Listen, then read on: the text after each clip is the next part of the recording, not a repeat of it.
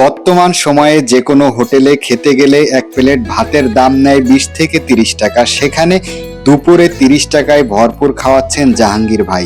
এই জাহাঙ্গীর ভাই রিকশাওয়ালাদের এবং গরিব অসহায় মানুষের কথা চিন্তা করে এই অল্প মূল্যে খাবার দিচ্ছেন। শুধু তাই নয়, মুরগির মাংস দিয়ে পেট ভরে খাওয়ার পরও বিল হবে 60 টাকা। তার সাথে ডাউল ভর্তা এবং পানি ফ্রি থাকবে ঢাকা শহরের মতো জায়গায়। জাহাঙ্গীর ভাই কিভাবে এই উদ্যোগ নিলেন তার বিস্তারিত জানবো আজকের ভিডিওতে। আমি এখানে ফুটপাতের ভিতরে চাকরি করছি অনেকদিন, 15-16 বছরের মতন। তা যখন হইলো 5 তারিখে ভাঙলো, ভাঙার পরে আমি চাকরি করলাম, আজন তো ভাইয়া গেছে গা, এখন আমার তো একটা কিছু করে খাইতে হবে। এখন ফ্যামিলি নিয়ে ঢাকা থাকি, তা যে খরচ আমি চাকরি করলে হয় না। চাকরি করলে কত দেয় বেতন? 600-700। এখনকার যে বাজারের যে অবস্থা, ঘর ভাড়া দিয়ে খাইলে একটা মানুষের ম্যাক্সিমাম 8 থেকে 900 টাকা কামাইতে হয়। তো চিন্তা করলাম চাকরি করলে তো আমি এরকমই বেতন পাবো, তাই নিজে একটা কিছু করি।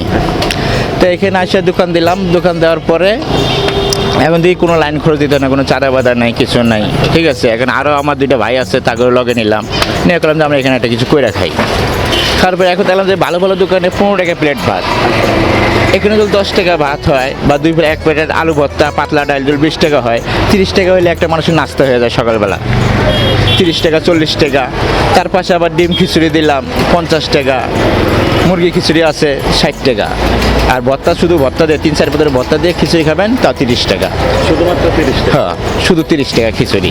তো এখন তো আমরা যদি 15 টাকা প্লেট ভাত বিক্রি করি তাহলে তো অনেক রিস্কাওয়ালা বসবে না। আর এখানে তো খাবারই তো হলো রিস্কাওয়ালা, সিএনজির ড্রাইভার, প্রাইভেটের ড্রাইভার, ভদ্রলোকেরা বসতে একটু শরম করে, সংঘর্ষে বাজে, ঠিক আছে। এই জন্য আমি মালের রেট সবই মান ভালো, লাকড়ি চুলার পাক।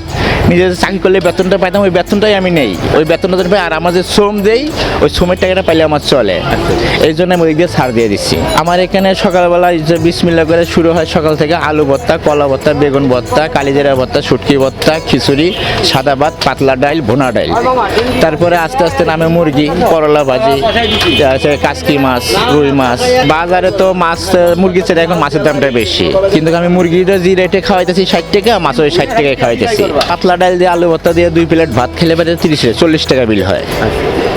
আর যদি কেউ 3 প্লেট খায়, রিস্কাওয়ালা তো বুঝেন না, অনেকে তো খিদে থাকে বেশি। যদি 1 প্লেট ভাত আলু ভর্তা ডাল খায় সেই ক্ষেত্রে কয় টাকা? ওই 30 টাকা হবে।